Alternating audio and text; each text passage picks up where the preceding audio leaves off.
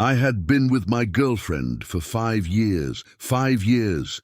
We talked about marriage, kids, forever. My best friend, the guy I'd known since childhood, was the best man for the wedding that was supposed to happen in 3 months. Then one day, I got a text, an anonymous text from a random number. Your girlfriend and best friend are at the Hilton downtown right now. Room 412. I thought it was a prank, someone messing with me. So I drove there. What I found changed everything. And when I walked in that hotel room door, both of their faces went completely white. Because they knew their lies were about to be exposed. Let me take you back to the beginning. I'd been with Sarah for 5 years. We met in college, and it was one of those relationships that everyone around us thought was perfect. We rarely fought, we had the same sense of humor, and we were building a life together. We had just finished picking out the wedding venue.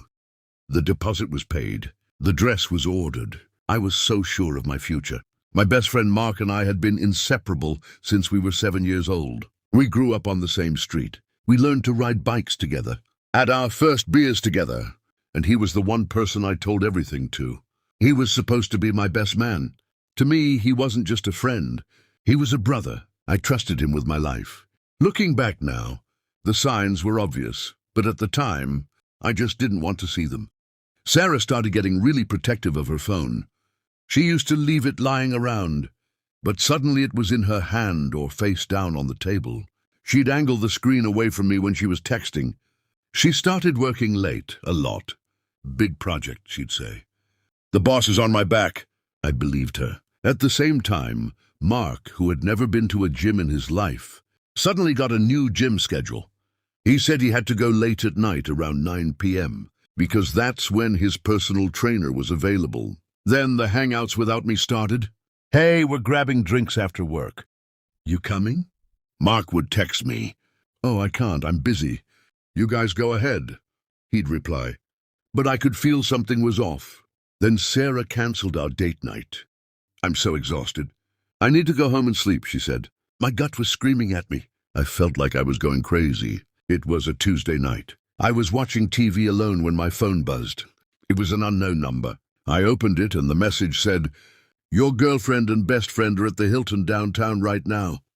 Room 412. My blood ran cold. I stared at the screen for what felt like an eternity. My heart started pounding so hard I could hear it in my ears. My first thought was that it was a prank. Who would do this? Maybe it was a wrong number. But the combination of names, Sarah and Mark, was too specific. I called Sarah straight to voicemail. I called Mark straight to voicemail. My hand was shaking. I had to know. I grabbed my keys and drove to the Hilton. The drive was a blur. I remember gripping the steering wheel so tightly my knuckles were white. 100 scenarios ran through my head. Maybe they're just having dinner. Maybe there's a work thing. I was trying to rationalize it.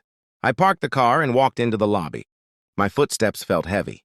The elevator ride up to the 4th floor felt like an eternity. I got out, walked down the long, silent hallway until I saw it. Room 412, I stood outside the door. And then I heard it. Laughter. Sarah's laugh. But it was a laugh I'd never heard before. It was flirtatious, intimate. My chest tightened. I pulled out my phone and started recording. I had to have proof, or they'd just lie to me again. I took a deep breath and swiped the key card. Click. The door swung open. And there they were. On the bed, together, Sarah in Mark's arms. Time literally stopped. For a split second, it felt like I was looking at a movie screen, not my reality. Their faces went completely white. Shock, horror, guilt. It was all written there. Sarah screamed and scrambled to pull the blanket up. Mark jumped up, trying to hide, stuttering nonsense. I just stood there, my hand holding the phone, recording the entire scene. I had a video of everything, the perfect evidence. They started talking at once. It's not what it looks like, Sarah cried.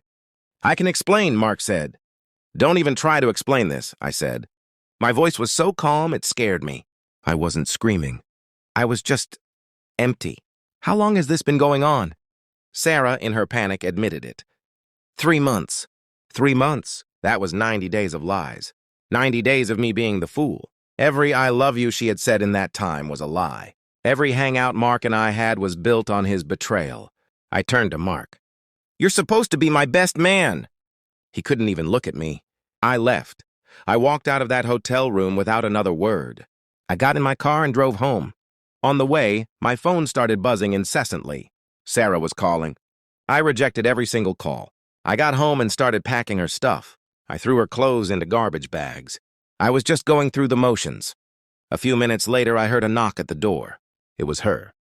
She was crying hysterically. I made a mistake. We were drunk. It didn't mean anything. The best man of my wedding, my best friend, sleeping in the room with my fiancé, I said. You went back to him. For 3 months. That wasn't a mistake. That was a choice. I closed the door in her face. I felt nothing for her. All the love I had was gone. I knew that if I just walked away, she would spin the narrative. She'd tell our friends and family that I was abusive. Or I cheated, or I was crazy. I had to show them the truth.